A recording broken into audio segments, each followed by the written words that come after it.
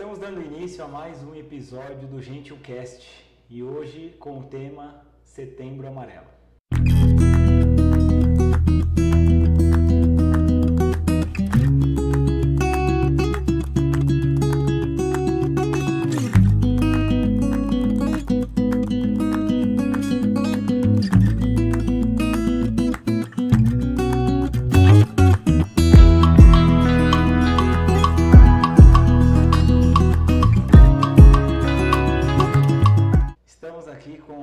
Psicóloga Cíntia Maciel, formada em TCC, mãe de 2 filhos, Isabela e Gabriel, casada, muito bem casada, com Wellington Maciel, que sou eu. Ela é cristã, mentora do Gentilmente e capacitação em patologia infantil. E hoje, nada mais também, poderíamos convidar a Regiane Teles, psicanalista, assistente social, mãe de 4 filhos, Pedro, Bruna, Gabriel e Felipe. E ela faz parte também de um projeto justiceiras.org, que depois eu quero saber o que é isso. E um projeto também do Multiser, do Augusto Cury. Sejam muito bem-vindas, Cíntia, seja muito bem-vinda, Regiane. Iremos dar início aí a um tema que eu sempre falo que é um pouco mais delicado, né? Não dá pra gente falar da forma com que a gente gostaria de estar falando. Existem ainda muitos tabus, né, falando sobre Setembro Amarelo. E aí eu queria conhecer um pouquinho mais de vocês, antes da gente entrar nesse tema. Podemos começar com a Cíntia. Quer começar a visita? Ela é visitante. É visitante?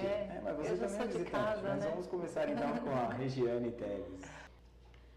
Então, o projeto justiceiras.org, eu fiz parte desse projeto, ele nasceu na pandemia, né?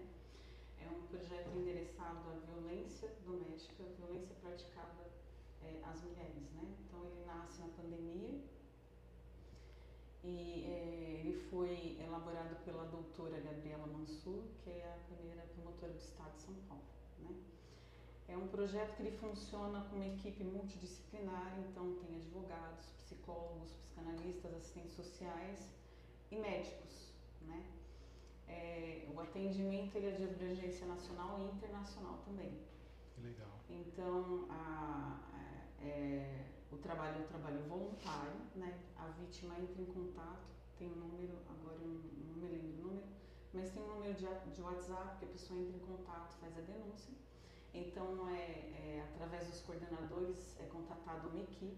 Então, tem todo um procedimento, né, de que a coordenadora entra em contato com todos os profissionais, pergunta se aceita, né, passa o caso, e pergunta se você aceita, e ali você começa, então, a fazer o contato com a vítima e tem todo o amparo, né, legal, de assistência psicológica para essa vítima. Que precisa, né? Porque a demanda é muito grande e, de fato, o Estado às vezes não consegue, né, alcançar essas pessoas. Então, foi pensando nas mulheres que a doutora criou esse projeto. Ele é muito interessante. Muito bacana, bacana. Né?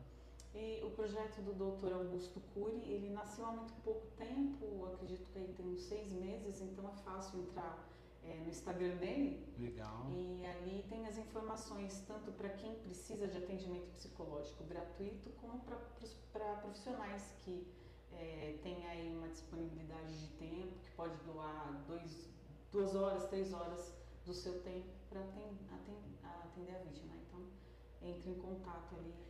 E esse não é voltado só para mulher, né? Esse é voltado... Não, esse Legal. aqui é para qualquer pessoa que precisa do atendimento, né? Que bacana. Porque é uma demanda muito grande, crescente também, que às vezes não alcança, né, o público vulnerável. Então, ele pensou, né, nessa possibilidade das pessoas terem esse atendimento gratuito. Que legal. É online? Online. Bacana. Online. Legal. E você, dona Cíntia? Na última vez que nós nos falamos, primeira e última, né? Sim. Ele falou que eu não me apresentei, né? Eu falei, não precisava, mas às vezes tem pessoas que não nos conhecem, né? Então, eu sou psicóloga, a minha formação é em TCC, trabalho quando se fala de patologia, psicopatologia infantil, né? E aqui agora a gente fez uma divisão. Eu trabalhava com crianças e adolescentes. E como a demanda ela tem sido grande, infelizmente, né, dentro da doença mental na questão infanto-juvenil, a gente separou. Então eu fiquei com os adolescentes e a Vânia, que fez aqui o podcast também no início do Volta às Aulas, ela fica com crianças. Então, até porque a demanda sendo diferente, as estratégias são diferentes, a gente achou por melhor dividir, mas atendo adultos também, mulheres e homens, mas na grande maioria as mulheres têm uma demanda, né? E a idealizadora do Gentilmente veio, né, numa consequência de atendimentos que nós fazíamos para multiplicar isso. Então, quando a gente fala idealizadora, a gente pensa em dar apoio para quem faz aqui. A gente faz nós fazemos reuniões semanais com psicólogos. Então, tem alguns protocolos que a gente criou que seriam o que as pessoas têm que fazer, as mesmas coisas no início, né? Avaliações, o protocolo de anamnese, são padrões, mas o trabalho é individualizado. Então, a gente dá esse suporte para as psicólogas que são parceiras no Gentilmente. Essa é a nossa divisão de tempo, assim. Que bom, Cíntia. Viu? Agora você se apresentou aí, o pessoal que está ligado, né? Eu fui muito cobrado também, as pessoas falando, poxa, mas a Cíntia não se apresentou, é que aquele dia foi um jeito mais... histórico, né? Um jeito diferente, né? Fugir um pouco do padrão que a internet mostra. Agora falando desse tema que é muito sério, é um tema que eu estou falando, no meu caso, como é somente em setembro que as pessoas acabam tendo uma percepção maior sobre o Setembro Amarelo, né? De tudo aquilo que envolve o Setembro Amarelo. E eu fui até pesquisar, né? Eu coloquei na internet falando sobre Setembro Amarelo, suicídio, e eu achei interessante que o próprio YouTube, né, eu até printei a tela aqui, quando eu coloquei essa informação, ele já respondeu assim: você não está só. Se você ou uma pessoa que você conhece está passando por algum momento difícil, fale com alguém hoje. E aí, Centro de Valorização da Vida, que é o CVV, que é o número 188, né? E aí já tem um botãozinho para você clicar ali e ligar. Então não pode perder, eu acho que esse time, né? Eu vou olhar e depois não. Se você já tiver esses sintomas, você já vai clicar aqui, já vai ligar e aí vai ter alguém lá para conversar com você, para te ouvir, né? E aqui ainda fala gratuito, confidencial e o horário disponível 24 horas. Então é importante falar um pouco aí sobre esse CVV, né? Porque eu particularmente conhecia porque a Cíntia já em casa ela já comentou algumas vezes, né? Mas para quem nunca ouviu falar, o que vocês podem falar um pouco mais sobre o CVV? Mas antes disso, fazendo um link também com o meu Apple Watch. Eu estava com o Apple Watch, comecei a ouvir esse conteúdo do YouTube e meu Apple Watch me mandou uma mensagem: se você não estiver bem, procure uma ajuda. Aí não deu para eu tirar foto, porque eu estava dirigindo, né?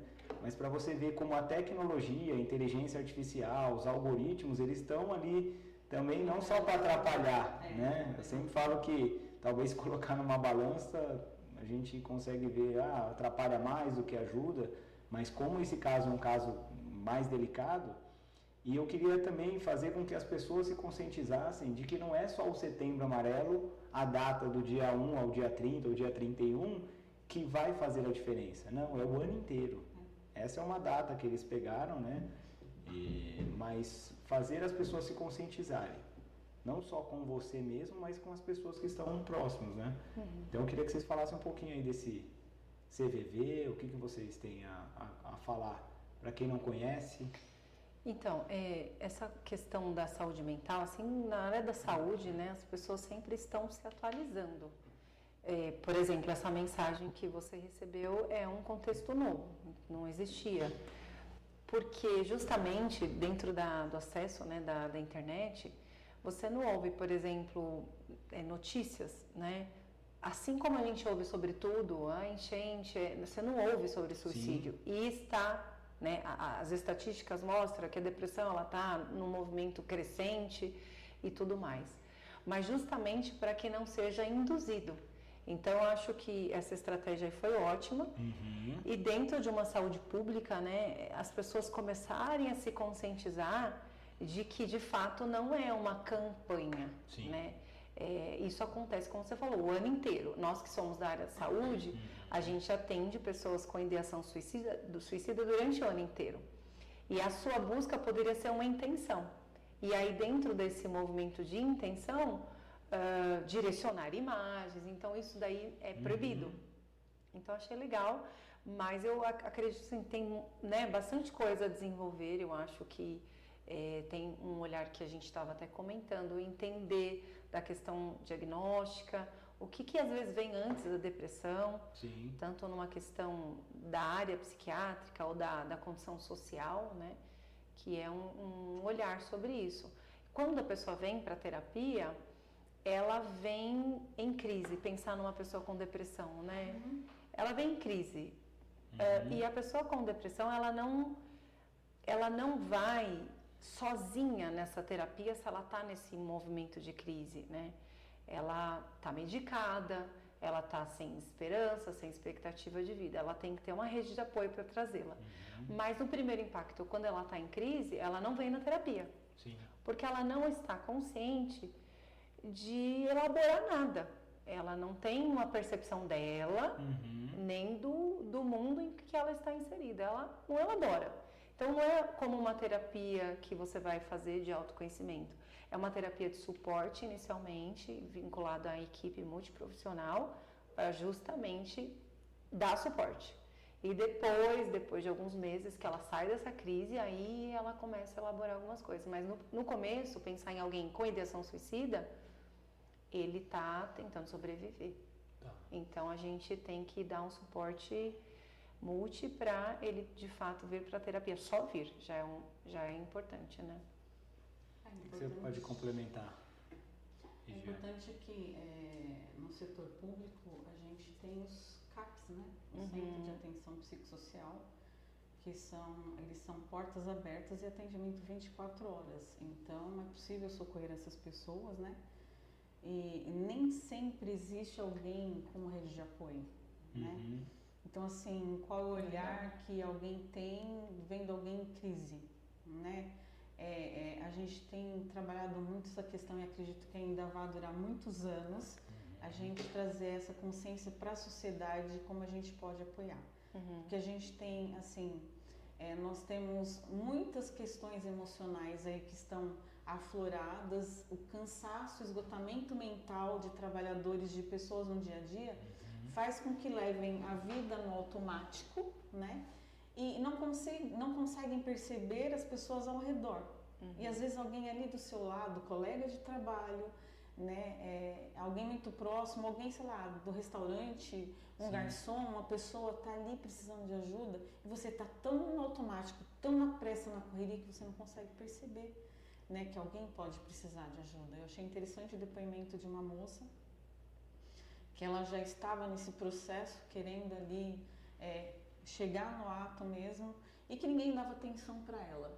Ela sentada numa escadaria, muito bem vestida, uma moça de classe média alta, e todo mundo passava por ela, quase que atropelando ela, e ela chorando copiosamente, ninguém dava atenção para ela. Foi quando um rapaz, né, estava até comentando, um rapaz todo tatuado de boné, e aí eu falo, como ela mesma mencionou, ele estava ali fumando baseado, foi ele quem se ajoelhou na frente dela e começou a conversar com ela e dizendo para ela que ela era muito importante, que a vida dela significava muito, e ela mesma contou que aquele dia virou a chave. Ele foi a pessoa que socorreu ela naquele momento. E ela estava já pensando, tramando ali o cenário, ela estava num cenário propício, né? Ela já estava ali na proposta do ato, então aquele rapaz veio. Então, assim, quem são as pessoas que podem nos socorrer? A gente fala os anjos, né? Os anjos que aparecem na vida. Então, assim, a gente precisa ter um pouquinho esse olhar, sair um pouquinho do automático, dessa correria, porque eu penso, assim, que o tempo que é tirado de nós ele tem nos prejudicado muito, ele tem prejudicado muitas pessoas e tem nos cegado. Ele tem nos cegado, né? E a gente não consegue, assim, um pequeno ato. Sim. Um pequeno ato. É um ouvido, né? Você não precisa ser especialista, não precisa, mas forneça o seu ouvido, forneça o seu ombro. Até mesmo, né, nem todas as pessoas aceitam um abraço, mas algumas é só um abraço. Sim. É só acolher e ali você pode virar a chave naquele dia, porque é uma luta diária para quem passa por esse processo. E é importante você falar isso dentro desses vídeos que eu estava assistindo no YouTube, até para conhecer um pouco mais sobre o Setembro Amarelo, né? E aí um médico estava falando que é mais ou menos uns 15 minutos que a pessoa toma essa decisão, ela já vai e executa. E é isso que você falou, se você tiver um ouvido assertivo, mesmo que não seja um ouvido assertivo, mas que se você deixa a pessoa falar, passou desses 15 minutos, a probabilidade é muito menor dela executar. Então, e isso eu já venho praticando no dia a dia, né? A Cíntia até que fala que eu tenho um pouco de habilidade de ouvir as pessoas, né? Eu gosto de ouvir os casos das pessoas, as histórias de vida, isso me conecta muito, porque eu aprendo muito com isso. Então não é só que a pessoa está desabafando, não, eu estou aprendendo com a história de vida dela, e eu acho isso muito importante, porque hoje o que está roubando o nosso tempo é o celular, é o trabalho, né? Você querer fazer sempre o a mais, é você querer ter uma casa, daqui a pouco você quer ter duas, daqui a pouco você quer ter um carro, daqui a pouco você quer ter 2 carros. Então, isso vai consumindo e vai fazendo a gente, não, eu vou pensando muito no futuro, né? Eu quero dar um futuro melhor para os meus filhos, eu quero ter um futuro melhor, ou eu quero parar de trabalhar quando eu tiver 50, 60 anos, né? Assim como quem tem a ideação, ela tem um vazio muito grande dentro de si, a gente nessa constante busca de eu quero um carro, consegui um carro, depois disso eu quero o segundo carro, eu tenho um apartamento, mas agora eu quero uma casa. A gente vive nesse processo de constante busca. Sim. E isso vai tomando. Aí você precisa analisar, realmente você precisa disso, né? E o que está ao seu redor, não sei, a sua família, né? Você está dispensando muito tempo na busca de uma coisa, é necessário você ter isso? E aí, como você colocou, o celular, a entrada das redes sociais, essa conexão com o mundo, ela auxilia muito, mas ela também tem esse lado negativo, né, que nos afasta da socialização, que nos afasta dos relacionamentos. Né? Hoje você vê, às vezes as pessoas estão sentadas ali nas praças de alimentação, pai e filho, tá todo mundo ali conectado, não tem mais olho no olho, não tem mais diálogo, às vezes dentro de casa mesmo.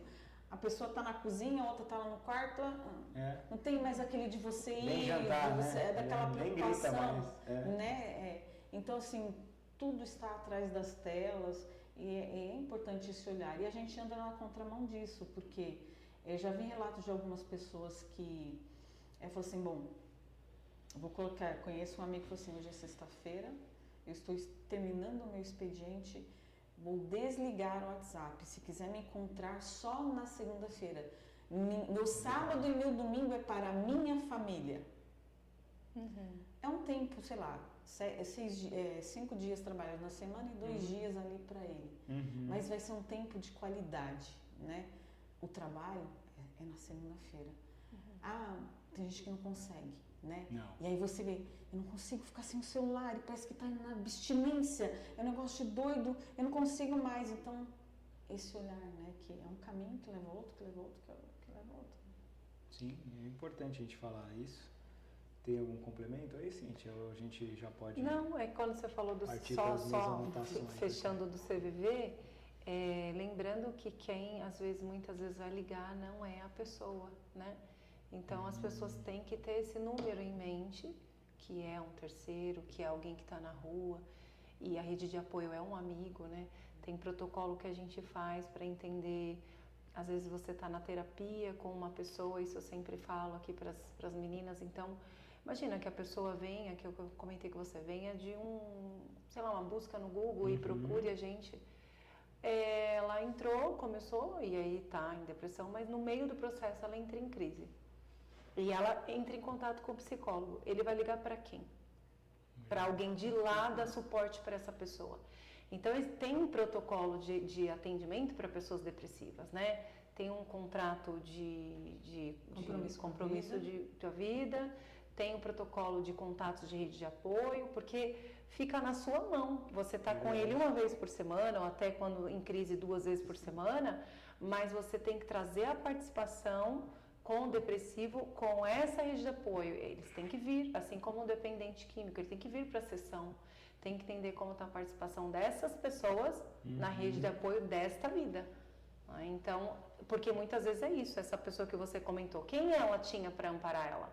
Ninguém. E aí você comentando isso, essa pessoa encontrou alguém no meio da rua fumando baseado, ela se viu naquela condição dele e disse, se ele está me dando suporte, quem é ele para me dar esse suporte na condição dele? E ela se vê em comparação com alguém que ela não conhece, na condição que ele também está. E essa parte social, eu acho que assim, a psicologia ela vai falar do social, ela vai falar da psique, ela vai falar de um todo, mas a parte social, ela tem um peso muito grande para o depressivo. Muito grande. Ela tem um peso da reconstrução, ou da questão do luto, ela tem um peso grande. Então, o suporte que você tenha ou não tenha, ele vai dar condição para a pessoa realmente ser um suicida, ter a ideação suicida, inclusive na questão de quando você comentou que ele premedita, né? Que é o impulsivo e o premeditado, né? Exatamente. Sim. Por quê? Se você pensar no impulsivo e o premeditado, o tempo que a pessoa às vezes constrói dentro, né, a condição de pesquisa, como vai ser, como que está essa condição de vida que reforça a minha pesquisa, enfim.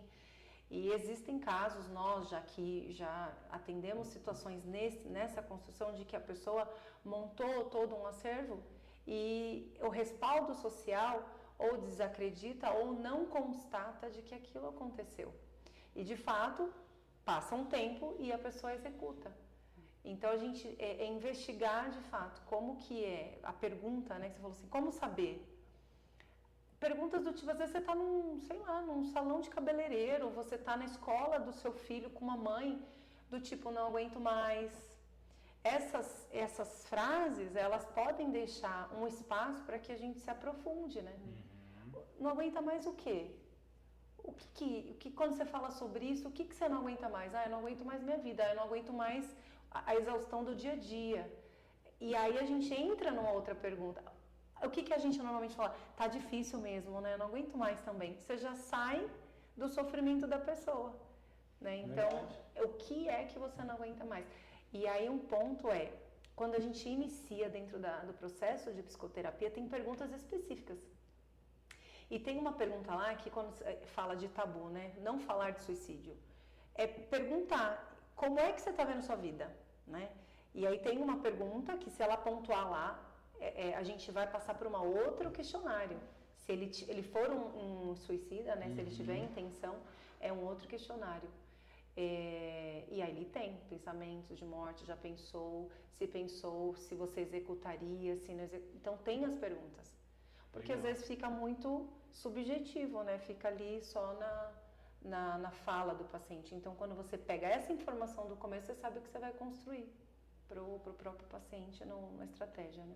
É interessante porque, assim, quando fala da palavra ideação, vem de ideias, vem de construções, né? Que primeiro está no pensamento e depois vai partir para a ação. Né? Então, dificilmente você consegue perceber o que está acontecendo. Aí, o que a gente fala dentro da psicanálise, que são as neuroses intrusivas, né? E as de repetição.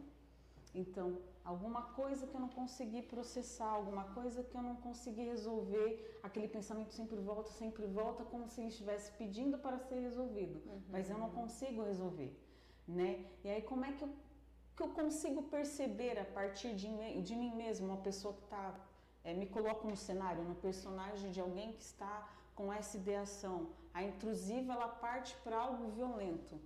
Eu tenho desejo de machucar alguém ou de me machucar. Por que eu tenho esse desejo? Né? Tem aquela frase muito conhecida, penso, logo existo. Se eu deixo de pensar, eu vou deixando a minha existência, né? Eu vou deixando de ser importante, Verdade. né? Eu vou me afastando de mim mesmo. Então, se eu penso, eu começo a me questionar, eu começo a me confrontar, eu começo a confrontar essas ideias. O porquê que eu estou pensando assim? O porquê eu tenho esse desejo, né? Parte do desejo. Por que esse desejo está tão gritante em mim, né? Esse desejo de não me importar mais, de não querer mais, de querer dormir e não acordar, né? De não querer mais estar entre os queridos, né? De não querer mais tomar banho, de não querer mais me alimentar. Por que desse desejo?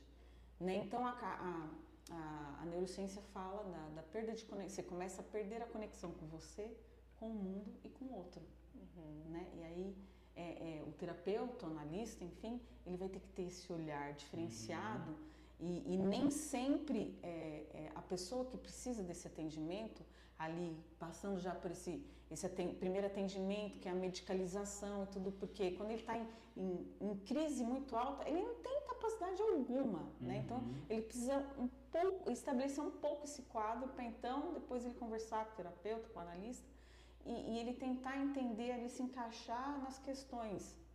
E aí como é que ele começa a se perceber nesse mundo? O que está acontecendo? Você consegue verbalizar, mas nem sempre consegue verbalizar. E aí, quais os materiais que você tem ali? Uma carta? Alguma coisa? O que você vê naquela escrita, naquela carta de despedida? O que é? É raiva? Desesperança? Angústia? Vingança? O que está ali? Né? E eu acho que é importante pensar assim, como o outro vê a si mesmo a partir das relações dele. Então, muitas vezes a pessoa se desconecta dele porque ele não se vê ele como indivíduo, ele vê ele a partir do outro. Sim. Parece meio subjetivo falar isso, mas assim, pega uma pessoa em luto, né? A pessoa que está em luto porque ela perdeu alguém, ela pode entrar numa desesperança tão grande a ponto de perder a dimensão de vida, de vivência, né? Porque ela se via tanto no outro que ela é quem, quando ela perde, então ela não se vê nesse contexto mundo. E aí que a gente vai conectar ela o quê? No processo de terapia para ela ver quem ela é. Como indivíduo, se ela perder alguém, se ela perder o trabalho, se ela tiver um filho, se ela não tiver filho, é no processo de terapia que ela vai, se ela está em depressão, que ela vai perceber quem ela é, o que ela quer construir dela. Entendi. A partir disso que ela vai, que é o que falam, né, de ressignificar, que não é fácil, mas se as pessoas tivessem dimensão dentro da individualidade delas, do que elas buscam, o que elas querem, a partir do que é como indivíduo e não do outro. Eu espero que o outro faça isso para mim, eu gostaria que fazer isso para o outro. Ai, se as pessoas fizessem e falassem isso para mim, ai, se as pessoas me aprovassem naquilo, elas não se distanciariam tanto delas, né? E a ponto disso, né? Então, eu falo do luto, mas tem pessoas que às vezes mudam de país. Eu tenho pessoas em outro país, ela entra em depressão porque ela queria tanto aquilo, mas chega lá... Não é aquilo, né? Que é o que a internet mostra hoje, né, gente? É tanta gente querendo ter o corpo que a outra tem, querendo ter a casa, o carro, que na verdade aquilo... Eu já vi algumas pessoas que tiraram a própria vida, que você olhando de fora, você fala, não sei por que isso aconteceu. Porque ela você vê artista, situações, né? Artista, padre, pastor. E aí você fala, né, entrando para a parte espiritual também, você fala, poxa, um padre ou um pastor que está ali muito próximo de Deus, né? Que passa essa mensagem para as outras pessoas, tirando a própria vida. Ele está próximo de Deus, mas ele não é o Deus, né? Sim. E é interessante a gente também, a gente fala muito, parece que a gente está muito no campo do adulto, mas a gente também tem olhar para a criança, né? Nessa construção de desenvolvimento, é uma construção também que pode partir para a ideação suicida, por exemplo, né? A psicologia tende a falar muito sobre a regulação e a autorregulação, né? Porque a psicanálise tem o comparativo da sublimação. Como é que a criança ela começa a se desenvolver e entra nesse processo de ver o mundo, interpretar o mundo e começar a resolver os seus próprios conflitos, lidar com as suas frustrações, com os seus medos, tomar as decisões. É no brincar, é no criar, é no imaginar. E a gente está num processo tanto de tirar isso delas, né? É tudo é tela, coloca a criança ali muito... você vai pro judô, você vai pro balé, você vai fazer isso, não sei o que, não sei o que lá. Chegou, sei lá, 7, 8 horas da noite, a criança tá só o pó, não tem mais nada para ela fazer, não tem mais nada para ela brincar. Porque a gente é colocado num processo de você estar sempre produzindo para que a criança nesse período não precisa de produção. Né? Ela precisa passar pelas fases, ela precisa da parte de criatividade, de brincar, de se expressar, de ir construindo isso. E a sociedade, a vida, essa cobrança de estar produzindo, de estar feliz, de ser bem colocado, de ser uma pessoa influente, está roubando a vida. E se você pensar, a criança não deveria ser um ser humano, um sujeito adoecido. E aí você não via crianças adoecidas com 8, 10 anos, né? Em síndrome de pânico, com até uma condição de depressão e tudo mais. E aí hoje a gente tem visto cada vez mais cedo crianças adoecidas num contexto geral, porque o corpo ele manda um sinal, né? Se você imaginar de quanto em quanto tempo, isso é um ponto importante, de quanto em quanto tempo essa criança ela tem apresentado alguma questão patológica, alguma doença, uma inflamação, né? Porque o nosso corpo também funciona para esse lado químico da coisa. O que eles estão se alimentando, como eles estão vivendo, como eles estão comendo, como eles estão dormindo. E aí você tem uma criança que às vezes tem 10 anos, doente, né? Por várias condições físicas. E o corpo manda a condição física como um primeiro sinal, né? Ele manda, é o que eu sempre falo, manda uma gripe, ele manda uma questão, né, de tensão. São os primeiros sinais. Mas eu tenho visto crianças com gastrite, crianças com problemas de insônia e que numa fase que não é para isso, né? E aí, o que acontece na fase de desenvolvimento? A fase de desenvolvimento é uma fase conturbada, né? Ela é uma fase, de fato, em desenvolvimento cognitivo, mental, e que ela não tem um amadurecimento para justamente regular isso que ela comentou. E antes, o que era o que acontecia? O adolescente ia para a rua, né?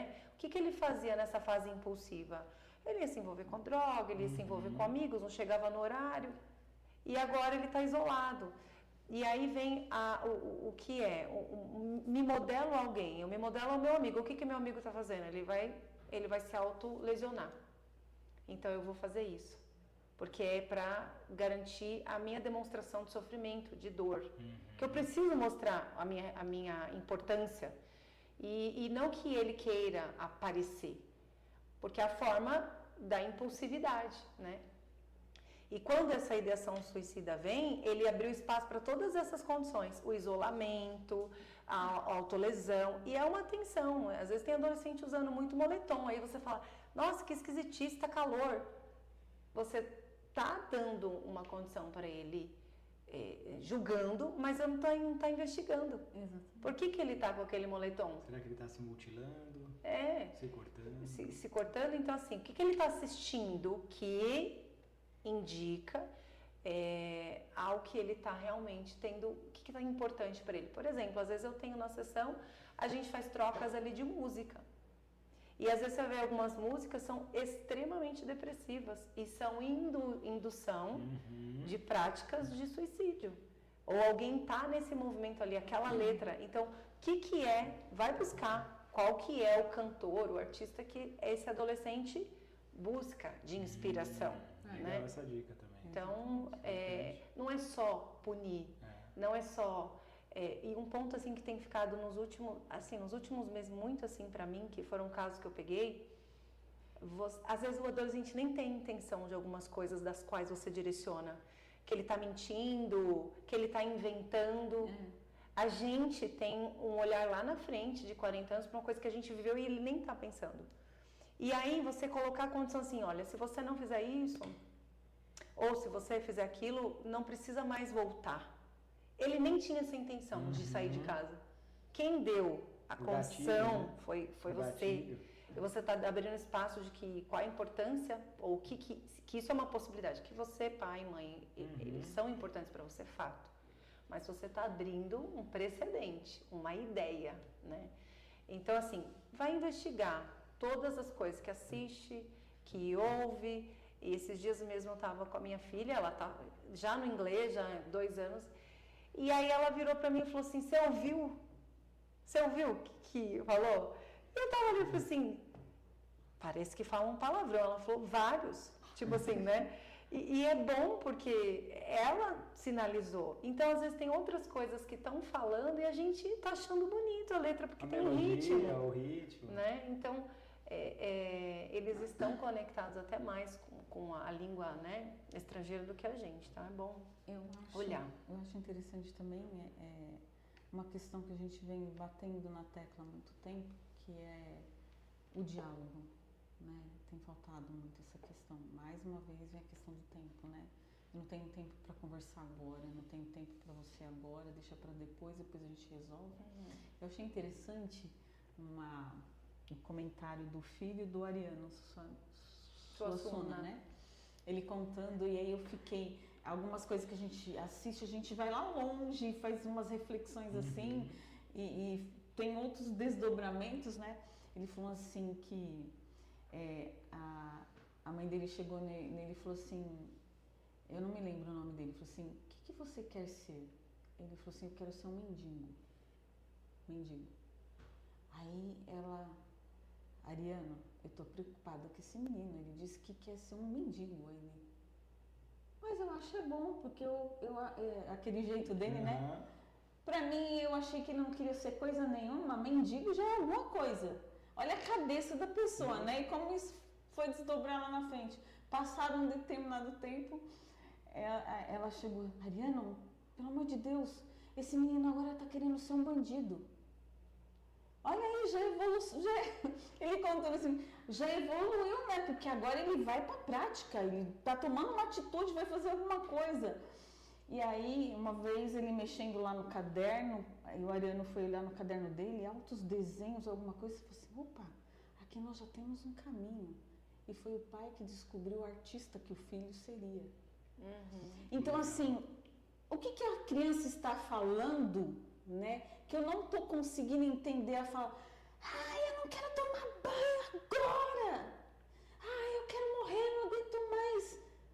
É de fato isso que ela está querendo dizer? Ou ela simplesmente está falando, eu estou exausta, eu estou cansado, eu não quero parar de assistir esse desenho, eu não quero parar de ler esse livro agora para tomar banho, sabe? Então ela tem essas expressões. E como que a gente tem essa troca, esse entendimento, essas interpretações do que a criança está querendo falar? O pai do Ariano foi muito além, sabe, das observações. E a mãe dele estava ali naquele campo da moralidade ainda, daquele julgamento que a criança, que o filho nem tinha essa percepção do que era mendigo, do que era bandido, mas simplesmente falava. Não deixou de querer ser alguma coisa. Então, o que às vezes na vida da gente a gente não está conseguindo ouvir, a gente não está conseguindo perceber, ou que a gente já está com julgamento lá. E uma coisa que eu ouço muito deles, eu não estou como defesa aqui, é bem deixar claro, dos adolescentes, é a defesa da escuta, né? E que eles falam é que não me ouvem, não respeitam a minha opinião, e muito é isso, eles têm a impressão que eu estou mentindo, que eu minto o tempo todo, e não, e aí depois começa a criar um contexto para isso, né? E eu vi recentemente, assim, os pais, ela falou assim para mim, os pais que não ouvem o adolescente, que não dão voz, esse adolescente não permitem que ele tenha opinião, ele passa a mentir, porque ele não tem opinião. Você não tem abertura. Então ele passa a mentir porque não tem escuta, né? E eu acho que é isso, a gente pensar nesse contexto de que eles precisam ser ouvidos, né? E às vezes a gente também está preso nas crenças, né, do passado, porque hoje Quando você fala, meu filho é adolescente, ou fase difícil, hein? Mas é fase difícil para quem? Adolescência. É fase difícil. Então, todo mundo que você conversa já cria esse paradigma, né, de que a adolescência é uma fase difícil, mas depende. Às vezes depende também um pouco do seu olhar, para que essa fase não seja tão difícil. Então, eu acho que assim, fácil não é. Não, mas fácil a não. gente A nossa vida verbalizar não o é tempo fácil todo, como né? adulto. Imagina um adolescente, uma criança que está ainda em fase de formação.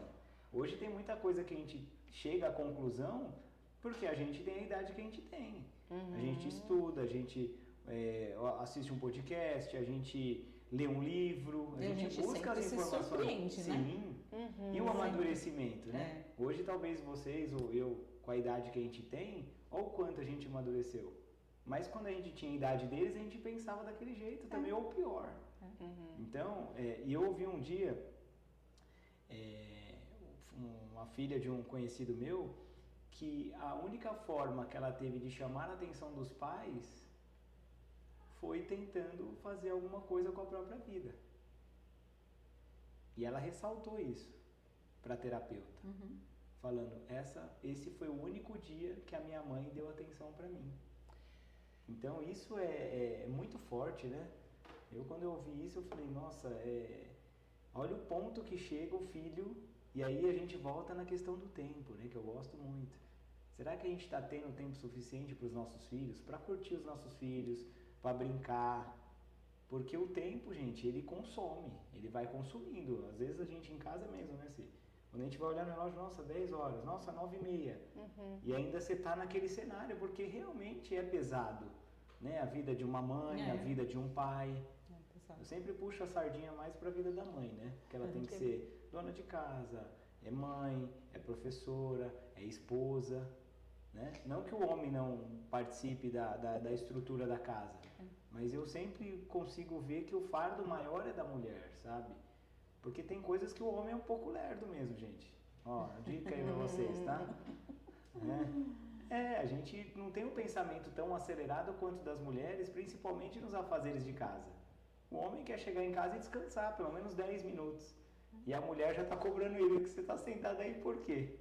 Tem um monte de coisa para fazer, mas às vezes, se ela também permitir esses 10 minutos, talvez ele consiga fazer. Agora, quando você já impõe alguma coisa, então... E com os nossos filhos, né? Qual o momento do dia que a gente prioriza os nossos filhos? Está ficando, talvez, para o período noturno, que é o período que nós já estamos cansados, acordamos cedo, aí tem lição. E o tempo com ele não é só fazendo lição ou só dando... Não, ele quer brincar. Quantas vezes o Gabriel, que tem 6 anos, ele fala, vamos brincar de Uno? Vamos pintar? Vamos... E aí a nossa cabeça está assim, nossa, mas já estamos caminhando para ir dormir. Mas a gente permite com que a gente possa, porque é isso que vai ficar marcado, né? É o que acontece aqui. A gente está nesse diálogo, né? E aí a gente pensa nessa questão que você trouxe da participação do marido, né? Dessa consciência de que se ele ajudar, ele vai tirar mais o fardo, né? E já passar pequenas atribuições para as crianças, já ajuda nisso, pega isso, lava uma loucinha, alguma coisa, já diminui um pouco a sobrecarga. É uma questão de educação e diálogo. Todo mundo é participante desse contexto, todo né? Mundo, né? Então, é dentro da família, é fora, e é uma coisa que tem que acontecer dentro da sociedade como um todo, e a gente precisa. É um trabalho devagar. Até mesmo dentro dos equipamentos públicos, dos hospitais, quando uma pessoa chega lá em crise, que tem a ideação, alguma coisa, muitos têm que... Está querendo chamar atenção. Eu estou tão sobrecarregada, eu tenho 15 pacientes aqui para atender, não sei, frescura. Não sei o que é isso. Precisa ter esse processo educativo. Então, e aí olhando para o nas escolas profissional. também, né? Porque tem muitos hoje professores que não estão preparados para atender qualquer tipo desse diagnóstico. Não é que ela tem que ser uma especialista, mas ela tem que ter um olhar, essa criança não está legal. Não tá legal. O comportamento dela em sala de aula também não está legal. Deixa eu orientar os pais, deixa eu chamar uma coordenadora, sabe? Porque, e às vezes os pais querem terceirizar a criação dos filhos para a escola, para os professores. Por quê? Porque às vezes o filho fica o dia inteiro na escola. Quem que convive mais com aquela criança? São os pais ou são os professores? Eu acho assim, fica um pouco, a gente olhar num olhar mais de julgar que esses pais terceirizam, mas é um mecanismo que as pessoas estão de sobrevivência. As pessoas querem suas individualidades, o adulto quer viver a vida da qual ele espera, ele quer ser um bom profissional, ele quer ter tudo isso que você colocou. Mas ele também tem que ser um pai e ela tem que ser uma mãe e construir tudo isso em 24 horas com outras coisas que tomaram nosso tempo, tem sobrecarregado as pessoas para educar. E não que os pais não queiram educar, mas o tempo ficou espaço para caber isso que é prioridade. Outras coisas vieram numa condição prioritária de sobrevivência, trabalhar, e isso ficou num plano para o final do dia. Porque a mulher precisou também sair dessa casa para ir para o mercado de trabalho, que era uma parte fundamental. E a gente não está colocando a condição homem e mulher, mas é a parte do cuidado. Quem que ficava com cuidado agora que a escola fica, esse aluno fica 12 horas. É uma parte que não é porque eles querem, mas eu vejo as pessoas tentando achar formas de sobreviver, formas de achar sentido para a vida, significado para a vida, e que não tá lá, né? Tá justamente aqui. E eu falo assim para alguns: qual é a forma que você, o que você vive, que você fala, que você pensa assim, ali o mundo faz uma pausa? Qual é o lugar que você tá? Qual é a conversa que você tem? Que você fala, gente, eu nem percebi. Olha, passou o tempo. O mundo fez uma pausa naquele momento. Você não importa, trabalho, você parou ali para conversar com aquela pessoa. Aquele momento é significativo para você. Aquilo ali faz um sentido de vida para você. E aí, às vezes, você está encontrando isso. É a viagem, é o hotel. Aí você está no hotel, você não sabe nem qual que é você quer saber qual que é o próximo evento que vai ter dentro do lugar. Então, o mundo não fez pausa, porque ele continua rodando na sua cabeça, você continua querendo saber qual é o próximo capítulo daquilo ali que é importante que você achou que era, né? E às vezes não é. Um ponto que vocês falaram sobre a adolescência que me veio assim na cabeça São muitos insights, né? Muita coisa. Que a gente às vezes quer dar um recado, né? E assim, gente, às vezes as pessoas pagam para vir falar e é um recado que é um insight importante, né? E daqui a pouco a produção vai levantar Vai falar, acabou a 10 minutos, né? Aí eu tenho que riscar alguns detalhes aqui do meu rascunho, mas vamos lá, Cíntia. E da adolescência, eu trago muito assim, ó, não é sobre uma teoria, sabe?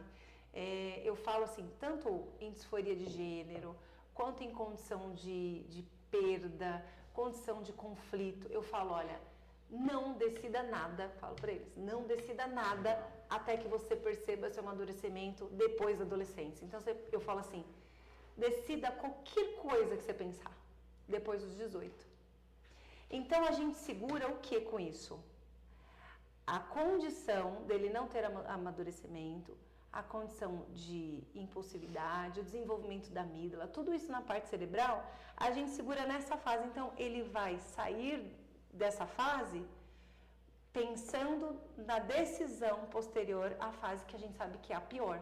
Porque se ele decidir com 16 e ele se arrepender, esse arrependimento pode trazer para ele, não vou voltar atrás. Não vou voltar para a casa da minha mãe, eu estou morrendo de vontade de voltar. Eu não vou voltar para a minha condição que eu escolhi, mas eu não sei se é isso que eu quero. Então, decida depois dos 18. Legal. Aí eu falo, você do primeiro ano, você pula para o terceiro, já vai direto para a faculdade? Não, tem fase. Sim. E a decisão também tem fase. Inclusive, isso, você está numa condição impulsiva de não querer a vida. Não decida nada antes que você amadureça, né? É interessante, né, que você está trazendo, que a gente pensa na construção da personalidade. São os aspectos que eu acho que são muito importantes aqui, né, que é a questão, eu diria assim que, ousadamente, né, na minha pequenez aqui, se Platão fosse vivo hoje, ele falaria, O quê? o povo está se perdendo, não tem mais identidade. Não tem mais, não se identifica com mais nada, não sabe para onde vai, o que quer, o que faz. Não sabe, né? Verdade. E a gente entra naquele processo que a gente aprendia lá atrás, né? Os conceitos lá antigos. A gente fica nesse processo de o ser humano nasce, se desenvolve, cresce, reproduz e morre. Aí ele fica, é natural da vida, viver nesse script coletivo, né? E o individual? E você? Onde você se encontra, se encaixa no meio de tudo isso? Você está perdido, você se perde, é tanta coisa que você tem que fazer, é tanta coisa que você tem que dar conta, é tanta coisa que você tem que responder. E você? É onde você se perde. É o que eu falei, né? Você não está inserido dentro do seu Você ser a projeto. sua prioridade, né? Exatamente. Qual o momento do dia que você está na sua agenda? É importante essa reflexão, né? Qual o momento do dia você está na sua agenda? Para você fazer algo para você. É necessário. É necessário. Porque nós somos assim, nós somos Essa únicos. pausa ela é necessária. Precisa, senão você não dá conta. Estamos quase caminhando para o final ainda. Já tem um tempo, já mostraram ali. Peguei os dados da OMS, no ano de 2023, 700 mil pessoas tiraram a própria vida. Isso é muito, né? 38 pessoas por dia. 38 pessoas por dia. E aí eu vou um pouco mais além. A cada 40 segundos no mundo, uma pessoa tira a própria vida. E a cada 28 segundos, uma pessoa tenta. Olha que quando a gente se aprofunda um pouquinho e você começa a analisar, você fala, cara, será que eu não tenho condições de colaborar, né, para um mundo melhor, para as pessoas que estão à minha volta, paciente, cliente? Então, pelo que a gente fazer um overview aqui, né, daquilo que a gente falou, o CAPS e o CVV, eles são gratuitos, né, gente? São gratuitos. Então, e tem aqui, para quem é de São Paulo, né? São Paulo capital, tem o CAISME, que ele é o Centro de Atenção Integrado à Saúde. E é 24 horas, né? Então, vai em situação de crise, é igual um pronto-socorro, que você chega no pronto-socorro e é atendido. Legal. Na Vila Mariana, em São Paulo. Porque, justamente, né? Você às vezes vai no pronto-socorro, vai fazer um monte de avaliação e às vezes não tem do pronto atendimento ali um psiquiatra, né, de plantão, não sei, dependendo do hospital tenha, né? Mas tem. Eu sempre falo assim, tenta trabalhar na prevenção, né? Não só do Setembro Amarelo, que é esse tema, né? Mas para a nossa vida. Porque as pessoas têm aquele negócio, eu conheço o meu limite, né? Mas qual é o nosso limite? Quando é o nosso limite?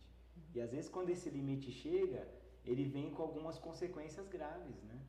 E aí o que pode ser preventivo, você já tem que ir logo para o corretivo, que é tomar remédio, quer tomar um antidepressivo, algum remédio com que você diminua esse ritmo e aí você começa a fazer uma terapia para você buscar o autoconhecimento, você identificar os gatilhos. Então, essa questão da farmacologia também é um estigma, né? Eu acho que é um ponto a ser esmiuçado, porque o medicamento ele também pode entrar antes dessa crise, né? Sim. É um estigma de que eu só vou usar um medicamento quando eu estiver numa situação, né?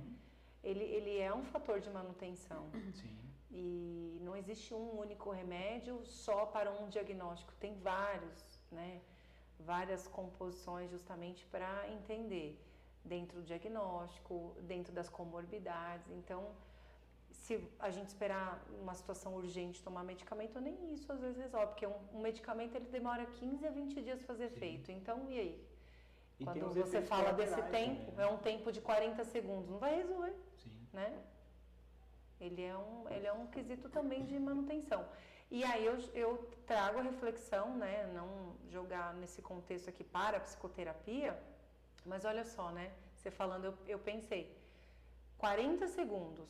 Se você for para terapia 1 hora na semana, o quanto que você desmembra para parar para pensar nessa condição impulsiva? Sim. O que ele vai desmembrar em dissolver esses pensamentos? Porque é 1 hora por semana.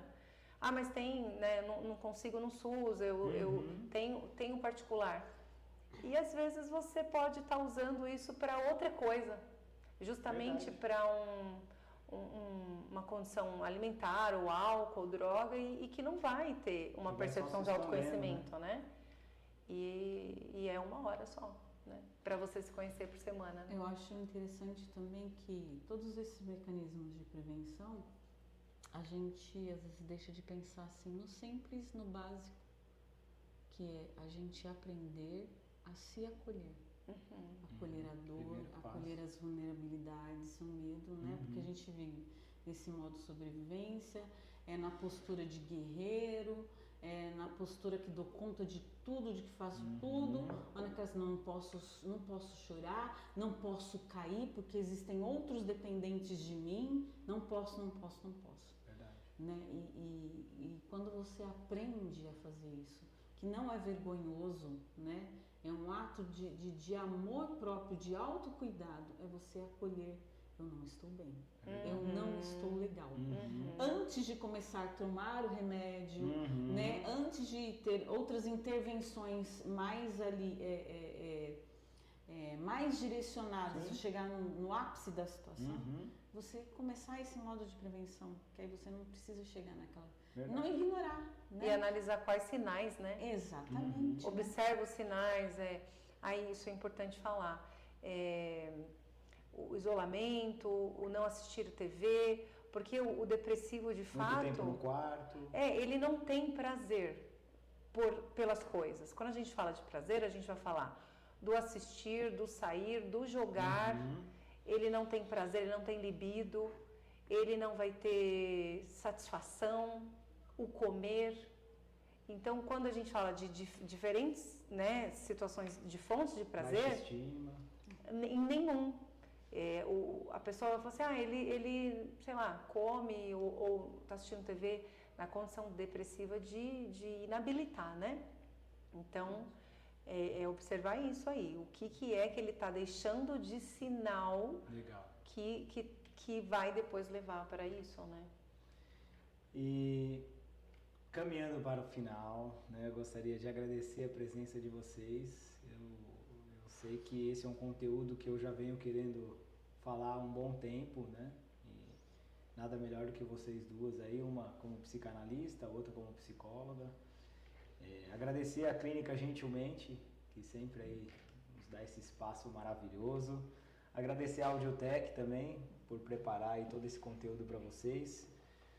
E agradecer você que está assistindo a gente, que está ouvindo a gente. Muito obrigado pela atenção e o tempo de vocês. Eu sei que esse realmente foi um tempo de qualidade, porque é um tema que realmente importa para você, importa para alguém que está próximo de você, e para que a gente possa realmente fazer a diferença na vida das pessoas. E eu queria saber, Cíntia, quem quiser encontrar você, fazer uma terapia, quais são os canais, os contatos?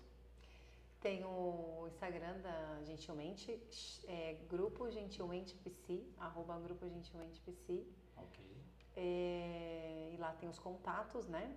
E você está localizada onde, presencialmente? São Bernardo do Campo, São Paulo. Legal. Mas atendo online também.